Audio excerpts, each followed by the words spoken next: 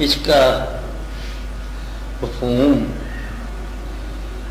یہ انسان نہ کوشش سے کر سکتا ہے نہ صرف کوئی فارمولہ ہے. اچھا، اور یہی وجہ ہے کہ کائنات میں ہر قسم کے انسان کے لیے ایک قسم موجود ہے، اور اگر وہ قسم واقعی اس قابل ہو کہ سارے ہی اس کے ساتھ تعلق کریں تو پھر ایسا واقعہ کبھی نہیں ہوا. جن لوگوں کو یا جس انسان کو اس کی لگن عطا فرمائی ہے نا، یہ صرف اسی کے لیے ہوتا ہے. اور ہر انسان جو ہے نا اس قابل بنایا ہے اللہ تعالیٰ نے کہ اس کو چاہنے والا کوئی نہ کوئی انسان موجود ہے.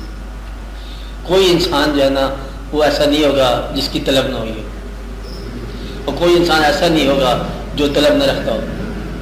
یعنی کسی نہ کسی انسان کے قریب بیٹھنے کا شوق یہ اس انسان سے محبت کی دلیل ہے. قریب بیٹھنے کا شوق، اس کا قرب کی خواہش. تو اس کی تعریف جیسے کی ہم نے کہ یہ خواہش سے تقرب حسن ہے، اس کے قریب رہنے کی خواہش. تو یہ خواہش جو ہے نا یہ اللہ تعالیٰ کی طرف سے ملتی ہے، اور یہی وجہ ہے کہ سب کو نہیں ملتی. کسی کو ملتی ہے، کسی کو نہیں ملتی. اور جس کو ملتی ہے وہ کہتا ہے کہ دیکھو تم اگر میری نگاہ سے دیکھو تو پھر اور ہی حساب نظر آئے گا. اچھا، اور جو چیز اس کو نظر آتی ہے وہ حقیقت میں جلوہ ہوتا ہے. باقیوں کو تو وہ انسان نظر آتا ہے نا، اس کو کچھ اور ہی نظر آتا ہے.